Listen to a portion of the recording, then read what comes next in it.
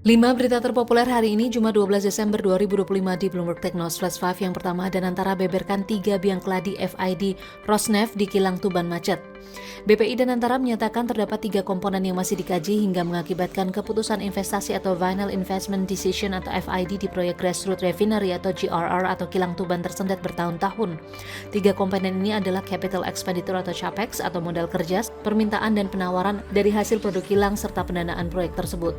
Namun Danantara memastikan raksasa migas Rusia PJSC Rosneft Oil Company masih berkomitmen merampungkan FID di proyek kilang Tuban, sementara ESDM menyatakan PT Pertamina dan Rosneft Singapura (PTA Ltd) sedang merundingkan keputusan akhir mega proyek kilang senilai 20,7 miliar dolar Amerika Serikat nantinya dikerjakan oleh PT Pertamina Rosneft Pengolahan dan Petrokimia atau PRPP.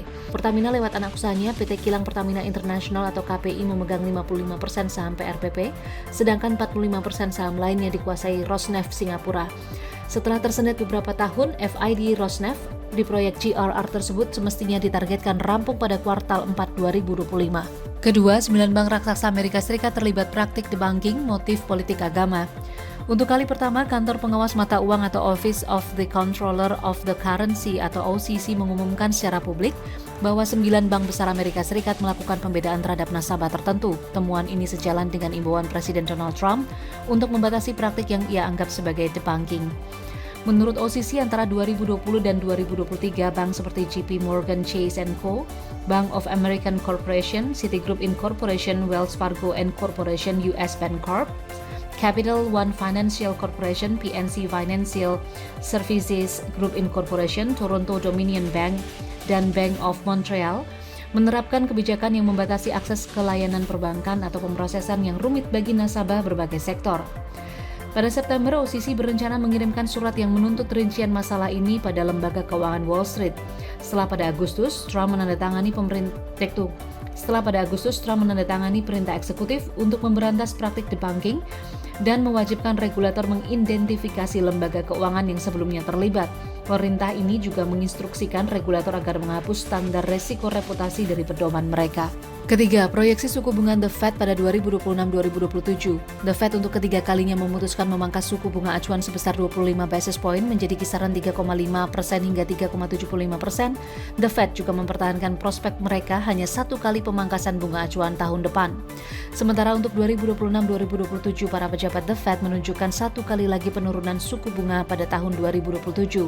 Namun terdapat perbedaan pandangan di antara mereka. 7 pejabat terindikasi mempertahankan suku bunga sepanjang tahun 2026, sedangkan 8 pejabat lainnya mengisyaratkan dukungan untuk setidaknya 2 kali pemotongan. Gubernur The Fed Jerome Powell dalam pernyataannya yakin bahwa dampak tarif Trump mereda pada tahun depan.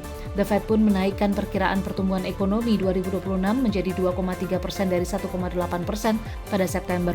Mereka juga memperkirakan inflasi akan turun menjadi 2,4% tahun depan dari 2,6% yang mereka proyeksikan pada bulan September lalu. Keempat, jelang akhir tahun, berikut jadwal libur bursa Desember 2025. Jelang akhir tahun, BEI membagikan ketentuan jadwal libur bursa.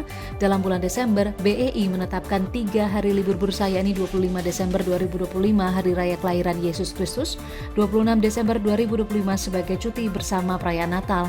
Kemudian pada 31 Desember 2025 juga menjadi hari libur bagi bursa sebagai bagian dari agenda rutin penutupan tahun perdagangan.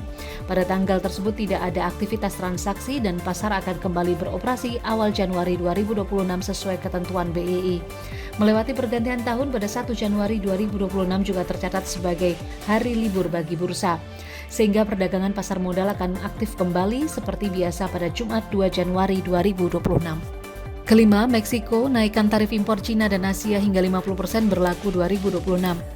Senat Meksiko pada Rabu 10 Desember 2025 waktu setempat menyetujui RUU yang mengenakan tarif antara 5% dan 50% bagi sekitar 1.400 produk negara Asia yang tidak memiliki perjanjian perdagangan dengan Meksiko. RUU yang akan berlaku tahun depan ini disahkan dengan 76 suara setuju, 5 menentang, dan 35 lainnya abstain. Pengesahan RUU ini terjadi di tengah negosiasi perdagangan beresiko tinggi antara Sheinbaum dan Presiden Donald Trump, serta tekanan untuk menyesuaikan prioritasnya yang memicu harapan bahwa tarif Meksiko bagi barang-barang Cina akan mengurangi tarif tinggi Amerika Serikat terhadap produk baja dan aluminium Meksiko. Selain tarif baru, para legislator juga menyetujui pemberian kewenangan bagi Kementerian Ekonomi Meksiko yang bertanggung jawab atas kebijakan perdagangan untuk menyesuaikan tarif impor sesuai kebijakannya.